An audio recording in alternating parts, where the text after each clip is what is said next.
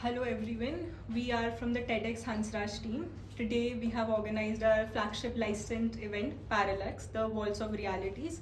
And we are very honored to let you all know that we have Piyush Mishra sir among us as our speaker. I am Adhya and this is Devansh and this is Piyush sir with us. नमस्ते नमस्ते नमस्ते So we will be asking him a couple of questions about his journey, about his music and his poetry, to provide inspiration to the students that are in this college and among us.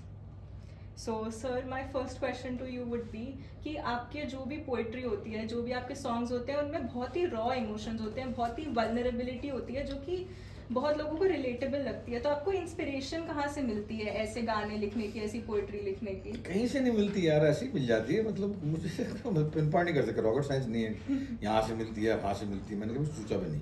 Neither I search for it कि जो मुझे कहीं से inspiration मिल जाए. Song लिखने के लिए मुझे कुछ भी नहीं चाहिए, मुझे खाली एक दिमाग में खटकाना चाहिए कि मुझे सॉन्ग लिखना है, और मैं सॉन्ग लिख देता हूँ. कहीं से इंस्पिरेशन नहीं मिलती, कोई ऐसा कुछ नहीं होता. प्लॉट पॉइंट चाहिए मुझे या कोई स्टोरी चाहिए. एक बगल में चांद होगा, मुझे खाली एक प्ले का जो है बताया था हिस्सा कि जो है यहाँ पर एक माँ है और उसके 7 बेटियाँ हैं, और वो सब जो है मतलब चौल में रहते हैं, सड़क पर रहते हैं, भीख मांगते हैं, और सब भूखे सो रहे हैं. तो पति है नहीं, तो उस पर एक गाना लिखो. तो सो नहीं पा रही भूख के मारे, तो मैंने जो उस पर एक गाना लिख दिया. एक बगल में चांद होगा, एक बगल में रोटियाँ. अनुराग कश्यप ने मुझसे कहा कि आप एक भाई स्टूडेंट्स पॉलिटिक्स कन्वेंसिंग हो रही है स्टूडेंट्स पॉलिटिक्स का, और उसमें जो है आप एक गाना लिखो. तो मैंने लिख दिया आराम में प्रचंड. तो हुस्ना भी जो ऐसे ही था, किसी प्ले का सॉन्ग था. तो ऐसा जो है मुझे इंस्पिरेशन अपने आप से मिलती है. अगर बोलूँ कि कहाँ से मिलती है, तो मुझे इंस्पिरेशन अपने आप से मिलती है. मतलब और कहीं मैं जाता भी नहीं खोजने के लिए. मेरा जो बोलते हैं कि मुझे यहाँ से इंस्पिरेशन मिलती है, वहाँ से इंस्पिरेशन मिलती है, वो मेरे ख्याल से नकली बकवास करते हैं, झूठ बोलते हैं. कहीं से नहीं मिलती. सबको अपने अंदर से मिलती है इंस्पिरेशन, सबको अपने अंदर से मिलती है. That's all. First of all, thank you so much, sir, for being here and providing us with this opportunity to host you. Sir मेरा क्वेश्चन ये है कि जो यंग राइटर्स हैं उनको कभी कभार हिचकिचाहट होती है, कभी कभार सेल्फ सेंसरशिप की प्रॉब्लम होती है. आपका इस पे क्या एडवाइस है, हम इसे कैसे ओवरकम कर सकते हैं, हमारी क्रिएटिविटी में फेयरलेस कैसे बन अरे सकते हैं? फिर लिखते रहो यार, लिखते रहो लिखते रहो. अभी तुमने जो पोइट्री सुनी थी जी. वो जो है कई जगह जो है मतलब अगर किसी शब्द समझ सुनाऊंगा तो आपत्ति करेंगे उसमें कि ये क्या, ये लफ्ज़ कैसे आता है. रियलिटी है यार. रियलिटी कब से लिखा जा रहा है. मतलब इसमें आपा कब से लिख रही है, मंटो कब से लिख रहे हैं, और तब से डिबेट होती रह रही है कि ये स्टील है. स्टील जो अपने प्रीटेक्स्ट में होता है, अपने अपने इट इज़ ऑल सब्जेक्टिव. मतलब कोई भी चीज़ पूरी तरीके से श्लील या अश्लील नहीं होती. तो आप एक स्टार्क रियलिटी है ये. तो रियलिटी जो आपने सुना अभी मैंने पोइट्री कही, वो एक स्टार्क रियलिटी है कि ऐसा होता है. ऐसा मेरे साथ हुआ था 12वीं कक्षा में, और ऐसा उसको मैंने जो है आपके शब्दों पर रोके शब्द पिरोना जो है मुझे आता है. ये ज़रूर जो है मतलब हर बंदे के साथ में पॉसिबल नहीं हो पाता. उसके लिए करते रहो यार, करते रहो करते रहो. लिखो और काटो, लिखो और काटो. जहाँ तुम्हें लगे कि ये खराब लग रहा है तो काट दो. खराब अश्लील नहीं लग रहा, तब तुम्हें लग रहा है खराब लग रहा है, ये एक्ट नहीं है. ये कोई चीज़ है जो ऐप नहीं, कोई चीज़ है जो फंसी है, ये फाइनल नहीं है, पूरी तरीके से पूरी नहीं हो पा रही, वहाँ काट दो. और किसी के पास में जाओगे, गुरु बनाओगे, तो गुरु बहुत बदमाश होते हैं. गुरु जो है, गुरु से ज़्यादा बदमाश कोई चीज़ नहीं होती. गुरु जो बनाओगे तो तुम्हारा सर्वस्व ले लेंगे कि हाँ अपना give your everything to us, और फिर हम तुम्हें टीच करेंगे. तो मैं तो जो लिखता था, लिख के काट दिया करता था. अपना लिखा हुआ काटना बहुत बड़ी बात होती है. अपना खुद का लिखा हुआ काटना, जब बेहतर लिखा हुआ आपने, उसको काटना जो है बहुत बड़ी बात होती है. आप उसके मुंह में पड़ जाते हैं, मैंने इतना बढ़िया लिखा है कैसे काट दूं. काटो, अगर पूरे पूरे कॉन्टेक्स्ट में वो चीज़ फिट नहीं हो रही है तो काट दो उसको. निर्मम दुर्दांत होकर काट दो, रूथलेस होकर काट दो. तो उसके बाद में आप लिखना सीखोगे. वैसे ही सीखता है आदमी, हर बंदे ने वैसे ही सीखा है. That's all. सर आपने बात की इस्मत चुगताई मंटो की, तो इस्मत चुगताई का भी एक टेक्स्ट था लिहाफ नाम से, उस टाइम भी उसके ऊपर बहुत सेंसरशिप लगी थी. तो आपको क्यों लगता है, जैसे आपने भी बोला कि ये एक स्टार्क रियलिटी रिप्रेजेंट करता है, तो आपको क्यों लगता है कि people are not willing to see a perception of themselves, जबकि वो आसपास हर जगह हो रहा है, पर उनको सुनने में इतनी दिक्कत क्यों होती है? होती है तो होती है. मतलब हर बंदा जो है हिपोक्रेट है, हर बंदा हिपोक्रेसी में रहा है. पर्टिकुलरली हमारे यहाँ तो हिपोक्रेसी बहुत ज़्यादा रही है. मंटो ने कहा था कि मैं अपने उसके तुमको क्या जामा पहनाऊंगा, जो इतनी सोसाइटी को क्या जामा पहनाऊंगा. वो तो ऑलरेडी दंगी है. मतलब क्या जामा पहनाऊंगा, कैसे पहनाऊंगा, मैं कैसे कपड़ों में उड़ूंगा. सब लोग हैं, सब लोग हैं. मतलब आपकी ये जो जिसका मैंने पोइट्री पढ़ी, मैं तो वहाँ पर कौन नहीं गया, हर बंदा गया है वहाँ पर. छुप के जाते हैं लोग, छुप के जाते हैं. तो आप एक्सेप्ट करो कि हाँ यार हम जाते हैं वहाँ पर. एक्सेप्ट कर लेने से आधी प्रॉब्लम हल हो जाती है। स्वीकार करते हैं ना जब आप कोई चीज़, यार ये मैं एक्सेप्ट करता हूँ, मैं गंदा आदमी, मैंने एक्सेप्ट किया। एक्सेप्ट करने से आप आधे गंदे हो जाएंगे, आधा गंदापन आपका गायब हो जाएगा। मैंने पाप करके आया हूँ, मैं एक्सेप्ट करता हूँ कि पाप करके आया हूँ, स्वीकार करो कि पाप करके आया हूँ। उससे जो है आधी चीज़ें खत्म हो जाती हैं, आधी चीज़ें खत्म हो जाती हैं। हम लोग एक्सेप्ट नहीं करते कि हम ऐसे भी हो सकते हैं क्या हो तुम, हो सकते हैं क्या हो तुम, औरत को किसी और निगाह से देखते हो तुम, लड़की को किसी और निगाह से देखते हो तुम, तो फिर जो उसमें क्यों तुम आपके मतलब मौका क्यों ढूंढते हो कि कभी पूरी निगाह से देख लेंगे उसको। अरे तुम हो तो एक्सेप्ट करो ना यार। मैं तो बोलता हूँ कि मैं लड़की को देखकर मेरे अंदर गंदे ख्याल आते हैं, बिल्कुल आते हैं, लेकिन हाँ आजकल जो होने लगा है कि एकदम से मेरा विवेक जागृत हो जाता है, सब कॉन्शियस जो है मेरा एकदम से जागृत हो जाता है। तो बचपन से आते हैं, बचपन से आते रहे, लेकिन हमेशा मेरा विवेक जागृत होता रहा। तो विवेक जागृत होकर ठकठकाता है कि बॉस देखो तुम देख लो गलत कर रहे हो, ये चॉइस मेरी है, मैं उसकी बात सुनूं या नहीं सुनूं। तो मैं यूजुअली उसकी बात सुनता हूँ, यूजुअली क्या मतलब अधिक सुनता हूँ, इसलिए जो चरित्र भ्रष्ट होने से बचा हुआ है मेरा, दैट्स ऑल। तो टेम्पटेशन किसकी नहीं होती है, टेम्पटेशन हर बंदे की होती है। सर आपने बहुत अच्छी बात की, एक्सेप्टेंस करने से काफ़ी चीज़ें आसान हो जाती हैं। आसान हो जाती है। आपकी इस जर्नी में काफ़ी सारे उतार चढ़ाव आए होंगे, तो कहीं पर आपको लगा कि एक्सेप्टेंस करने से मेरी जर्नी आसान हो गई हो? अरे ऐसा कोई किस्सा आप हमसे शेयर करना चाहते बहुत सारी चीज़ें थी यार। अल्कोहल था, अल्कोहल तो बहुत ही बड़ा, बहुत ही मारूफ मेरी ज़िंदगी में सबसे बड़ा प्राणघातक जो है चीज़ जो थी, जो सब्सटेंस था, मिसयूज ऑफ सब्सटेंस जो है, मतलब अल्कोहल अब्यूज़ था मैं। तो मैंने ये प्रीस्ट क्या करते हैं या साइकियाट्रिस्ट क्या करता है या आपका मेंटोर क्या करता है, वो ये क्या करता है कि आप धीमे धीमे करके आपको खुद रियलाइज़ करवाता है कि जो है आप देखो आप गलती तो नहीं कर, आप वो इल्ज़ाम नहीं देता आप पर, आपसे रियलाइज़ करवाता है कि आपसे गलती तो नहीं हो रही। आप धीमे धीमे करके एहसास करते हैं, अपने अंदर पहुंचते हैं, आप एक्सेप्ट करते हैं कि हाँ यार ये गलती है।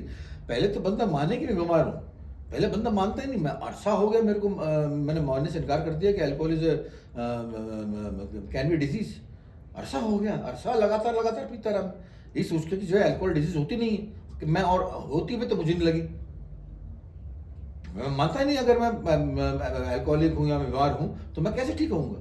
तो पहले एक्सेप्ट किया मैंने कि हाँ यार मेरे को मालूम पड़ा कि हाँ यार तुम हो, you are bodily and mentally different from other persons.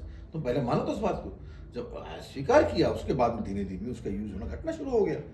तो पहले एक्सेप्ट करो, ये था, ये बहुत बड़ा मेजर था। मेरे मेरे मेरे तो दोस्त जानते हैं, जो आज से 40 साल पहले से जो मेरे साथ में है दोस्त, वो सब जानते हैं कि मेरी क्या हालत थी। तो अब मैं सेम हूँ। सर थिएटर वर्सेस बॉलीवुड आपकी क्या राय रहेगी कि दोनों में क्या डिफरेंसेस होते हैं? डिफरेंसेस ये यार कि पैसा नहीं है, बिल्कुल नहीं है थिएटर में, बिल्कुल ही नहीं है थिएटर में, बिल्कुल ही नहीं है थिएटर में। दो टूक बात है। मैंने 20 साल थिएटर किया, यहाँ पर इतना बढ़िया काम किया, इतना बढ़िया काम किया, इतना बढ़िया काम किया, कुछ कहने की नहीं। अभी तक नाम लेते हैं मेरा लोग, लेकिन पैसे नहीं कमाए क्योंकि पैसे है ही नहीं थिएटर में। वहाँ पर भी नहीं, वहाँ पर ये है कि जब सिनेमा थोड़ा नज़दीक है थिएटर के, वहाँ पर स्टेपिंग स्टोन बन जाता है थिएटर वहाँ पर सिनेमा करने के लिए। मज़ा आता है, लेकिन थिएटर में आता है मज़ा तो यार वो होता है मज़ा, उसमें दो राय नहीं कि जो आप मशीन जो सिनेमा मतलब इवेंचुअली बन जाता है machine, eventually camera is machine. वो आपको कितना भी कैप्चर कर ले, लेकिन आपका रूट कैप्चर नहीं कर सकता, तो आपका मर्म कैप्चर नहीं कर सकता। तो मर्म तो वही होता है जब लाइव परफॉर्मेंस होता है, आमने सामने ऑडियंस होती है, आप हिलते देखते हैं उनको। अभी था जैसे मैं पढ़ रहा था पोइट्री, तो मुझे मज़ा आ रहा था कि यार लोग हिल रहे होंगे, डुल रहे होंगे, हंस रहे होंगे, रो रहे होंगे, तो मुझे मज़ा आ रहा था कि यार हाँ यार ये मतलब आपका सीधा इंटरेक्शन है, सीधा अभी जो बोल रहा हूँ अभी असर हो रहा है, और असर नहीं हो रहा तो वो भी दिख जाता है। तो लाइव इंटरेक्शन में बैंड मेरा है, बैंड में बड़ा मज़ा आता है जब ऑडियंस जब झूमती है, तालियां बजाती है, सीटियां बजाती है, तो मैं तो बड़ा मज़ा आता है कि ये है, ये हाल की हाल रिजल्ट मिल जाता है इसका। तो सिनेमा में जो है, सिनेमा में ये है कि आप अपना काम किए डॉक्यूमेंट करके 50 साल बाद भी दे सकते हैं, लेकिन उसमें जो है वो ईगो संतुष्टि है यार एक तरह से, हमने ये काम किया था, मैंने ये काम किया था, वो धीमे धीमे ख़त्म हो जाता है आदमी के साथ में। लेकिन ये हमेशा जिंदा रहता है, मतलब रोज़ नया परफॉर्मेंस। एक लेके अगर आप 5 परफॉर्मेंस करते हो, 5 अलग अलग दिन, तो रोज़ जो अलग अलग एक्सपीरियंस होंगे आप, क्योंकि रोज़ ऑडियंस अलग होगी। आज वो एक जगह पे हंस रही है, आज उस जगह पे नहीं हंस रही है, आज एक जगह रो रही है, उस जगह पे नहीं रो रही। तो वो लाइव परफॉर्मेंस जो है हर दिन अलग अलग होगा, एक ही प्ले का विद सेम लाइन्स, तो उसका मज़ा, उसकी की अलग होती है, उसका हाई अलग होता है। तो आई प्रेफर करता हूँ थिएटर, लेकिन अब क्या करता हूँ यार, मतलब सिनेमा से पैसे कमाता हूँ, कमाने पड़ते हैं, मतलब खाली थिएटर से तो यू कांट सर्वाइव यार, पॉसिबल ही नहीं है आप सर्वाइव कर सकते। सर बॉलीवुड थिएटर और सिनेमा की बात चली रही है, तो आपकी एक लेजेंडरी फिल्म रही है गैंग्स ऑफ वासेपुर, उसका कोई किस्सा हमारे साथ शेयर करना चाहते हैं आप? किस्से किस्से हैं यार उसके, तो मतलब वो अनुराग की पिक्चर थी, अनुराग की पिक्चर में किस्से किस्से होते हैं एक्चुअली, अनुराग की पिक्चर में किस्से किस्से होते हैं, वो बहुत किस्से हैं उसके, मैं कर भी चुका हूँ कई बार, मेरे ख्याल से उसका फ़ायदा नहीं है, वो अनुराग अपने आप पे किस्सा है, मतलब वो उसकी फिल्म उसकी फिल्म ही होती है, अच्छी हो ख़राब हो, लेकिन उसमें जो है बहुत सारे एनेक्डोट्स मिल जाएंगे आप, एनेक्डोट्स उसको बहुत सारे मिल जाएंगे, जिस तरह का बंदा है ना वो, जितना वोलेटाइल बंदा है, जितना टेढ़ा बंदा है, जितना डिफरेंट बंदा है, जितना अलग बंदा है, उसके हिसाब से आप जितना एक तरह से नाई बंदा भी है, एक तरह से इन अ वे इज नॉट ए नाई पर्सन, बदमाश है, लेकिन जो एक तरह से नाई बंदा है कि एक तरह से, हाँ मतलब ऑनेस्टी है उसमें, अभी मरी नहीं ऑनेस्टी उसकी, एक टाइम में तो खैर बहुत ऑनेस्ट था, अभी जो है जिंदगी के जंजाल ने उसे घेर लिया है, तो अभी जो है मतलब वो चाह कर भी इतना ऑनेस्ट अगर होगा तो मर जाएगा, जमाना चबा डालेगा उसको, तो वो थोड़ा आपके मतलब वो थोड़ा सा संभल के रहता है, फिर भी काफ़ी ऑनेस्ट है, तो उसके गैप वासेपुर में तो बहुत बहुत किस्से हैं यार, बहुत किस्से। सर हम स्टूडेंट्स हैं और यहाँ पे भी बहुत स्टूडेंट्स देखेंगे आपका पॉडकास्ट, तो आपकी कोई एडवाइस रहेगी दूसरे स्टूडेंट्स के लिए जो ये क्रिएटिव जर्नी में अपनी स्टार्ट कर रहे हो? क्या करूँ यार, क्या एडवाइस दूँ, मुझे हर बात नहीं पूछता है कि मेरे पास में कोई जो है वो टिप है, मतलब कोई टिप नहीं है मेरे पास, एक ही टिप थी कि काम करो काम करो काम करो, और कोई टिप नहीं थी, और जो है बहुत ही बड़ी चीज़ समझते नहीं, तुम समझते हो तुम अगर काम कर रहे हो तुम्हारी ज़िंदगी यहाँ ख़त्म होगी, तुम्हारी ज़िंदगी भी 40 साल की है, मेरी ज़िंदगी भी 15 साल की है, एक बार किया गया कर्म बिना अपना फल दिए नष्ट नहीं होता, ये तय बात है, ये अकूत सिद्धांत दुनिया का, ये तो बड़ी दुनिया है ना, आपके मतलब सटन से मास से आप पृथ्वी को देखते हैं तो मालूम पड़ता है कि आपकी औकात क्या है, पृथ्वी इतनी सी नज़र आ रही है, तो आप उसमें कहाँ पर नजर आएंगे, तो आपका ईगो होता है यूनिवर्स के बराबर, औकात होती है इतनी सी, तो ये जो है अगर आप जान लेना इस बात को, तो ये मालूम एक बार किया गया कर्म बिना अपना फल दिए नष्ट नहीं होता, लगातार लगातार काम करते रहो, अंधाधुंध काम करते रहो, आपने काम किया इसका मतलब है कि आपका रिजल्ट कहीं पर रखा हुआ है, वो प्रकृति आपको देने के लिए बेताब है, आज दे, 5 साल बाद दे, 10 साल बाद दे, 15 साल बाद दे, 20 साल बाद दे, आपको उसका रिजल्ट मिलेगा ही मिलेगा, अगर भला काम किया है तो वैसा, और अगर अच्छा काम किया है तो वैसा, तो आपको उसका रिजल्ट मिलेगा ही मिलेगा। हम अभी काम करना भूल जाते हैं, सोचते हैं कि रिजल्ट मिल जाए मिल जाए मिल जाए, ऐसे नहीं होता यार, ऐसे नहीं होता, और ये जो तुम्हारी जनरेशन में एक ही प्रॉब्लम है बस, मतलब हर चीज़ जल्दी पाना चाहते हो, तो एक जो गलत चीज़ होगी कि जो अभी चाहिए अभी नहीं मिलती यार चीज़, मैं आज जहाँ बैठा हूँ 40-45 साल का काम है ये पूरा का पूरा, कचरा कचरा जो है आपके वो क्या है ना वो पुराना शेर है कि वो बोले, खैर भूल गए, गुलजार। सर आपने अपनी इंडस्ट्री के बारे में बताया कि इंडस्ट्री इतनी बड़ी है और इतनी चार्मिंग है, काफ़ी सारे लोग यहाँ पर अपनी किस्मत चमकाना चाहते हैं, तो इस पूरी जर्नी में कहीं ना कहीं तो डाउट्स आते हैं, सेल्फ डाउट्स आते हैं खुद पे कि मैं कर पाऊंगा कि नहीं कर पाऊंगा, हाँ। मेरे इतना कुछ मेहनत करने के बाद भी मुझे नहीं मिल रहा, तो एक आर्टिस्ट के लिए, यंग आर्टिस्ट जो हम स्टूडेंट्स हैं जो थिएटर में या फिर सिनेमा में अपनी किस्मत आजमाना चाहते हैं, हाँ। तो सेल्फ डाउट से बचने के लिए या फिर उनसे उभरने के लिए कुछ आ रहा कोई नहीं है, अपने आप पर भरोसा रखने के लिए काम करना जरूरी है, आपको तो मालूम पड़ेगा कि मैं एक्टिंग कर सकता हूँ, आपको मुगालता नहीं होना चाहिए, भुलावा नहीं होना चाहिए, मैं एक्टिंग कर सकता हूँ, मैं लगातार एक्टिंग कर करके अपने आप को आजमाता रहा कि मैं कर सकता हूँ, नहीं कर सकता हूँ, नहीं कर सकता हूँ, और लोग कर रहे थे, मतलब मुझे मतलब नहीं है कि आई केयर डैम अबाउट इट, मैं कर सकता हूँ कि नहीं, मैं करता रहा, हर बार पटकता रहा अपने आप को, लिटरली पटकता रहा चट्टान पर कि जो मैं कर सकता हूँ कि नहीं, मैं कर सकता हूँ नहीं, करते करते मुझे मालूम पड़ा कि हाँ मैं अब करने लगा, उसके बाद मैं टकरा गया बड़े वर्ल्ड से, बड़े वर्ल्ड भी बड़े भेद दिया, लेकिन तब तक नहीं भेद पाया जब तक कि मैं भेदने लायक ताकत तो हो मेरे दिमाग में, मतलब इतना तीखापन तो हो मेरे दिमाग में, तीखापन था ही नहीं, तो जब तक तीखापन नहीं आएगा, इंटेंसिटी नहीं आएगी, तब तक आप जो है मतलब सामने वाले वर्ल्ड से क्या टकराओगे, तो पहले अपने आप पर भरोसा करना सीखो यार, और अपने आप पर भरोसा सिर्फ काम की वजह से आता है, काम इज़ द ओनली थिंग, काम is the only work is the only thing. Sir आपने बात की काम की कि काम करते रहो, तो काफ़ी स्ट्रगल्स भी होंगे आपकी लाइफ में, आपने सिनेमा किया, आपने पोइट्री किया, आपने सिंगिंग किया, आपने थिएटर किया, आपने इतना कुछ किया है, तो जब आप ये सब चीज़ों के बारे में सोचते हैं तो आपको लगता है कि जैसे चीज़ें हुई उसकी वजह से it shaped you as a person और an artist that you are right now, और if some things had happened differently तो वो ऐसे ही होना चाहिए था, ऐसे ही हो जैसे हुआ था हर बंदे के साथ में, एवरी गॉडफादर में डॉन विटो कॉर्लियन बोलते हैं ना, every man has but one destiny, हर बंदे की डेस्टिनी होती है, हर बंदे की किस्मत होती है, आप कुछ भी कर लो, भले वो जो है आपके 40 साल बाद वो लौट कर आए, 40 साल ऐसे हैं बंदे 50-50 साल तक इंजीनियर हैं, 50 साल बाद लाइन चेंज करी उन्होंने, नहीं यार वो चीज़ बुला रही है मुझे, एकदम से आ गए, फिल्म कंपनी खोल ली है, थिएटर कंपनी खोल ली है। तो ये every man has but one destiny. तो आपको जो झक मार के एक डेस्टिनी को स्वीकार करना पड़ेगा, वरना अगला, मैं तो बहुत मानता हूँ अगले जन्म को यार, मैं तो बहुत मानता हूँ इनकारनेशन को, कि जो काम आप, जो डेस्टिनी पर आप इस जन्म में नहीं पहुँच पाए, उसमें आप अगले जन्म में पहुँचोगे, पहुँचोगे ही पहुँचोगे, पहुँचोगे ही पहुँचोगे। एक छोटा सा चंक मिला है हमें आपके मतलब ज़िंदगी जीने का, एक छोटा चंक मिला है, एक 60 साल 70 साल। और टाइम किसने देखा है? टाइम, टाइम को हम, यू कांट डिफाइन टाइम ना, टाइम आप होते कौन हो टाइम डिफाइन करने वाले? क्या चीज़ आती है, सेकंड्स बतलाती है, घंटा बतलाती है, हमें जानते नहीं। घड़ी ने बोला, घड़ी, घड़ी किसने बनाई? इंसान ने बनाई। इंसान कहाँ से हम मिल गया टाइम? टाइम की डेफिनेशन नहीं है हमारे पास। एक टाइम एंड स्पेस जो है हमें डाल दिया गया, उसमें फंस गए हैं उसमें, इसलिए डिफाइन कर रहे हैं टाइम को।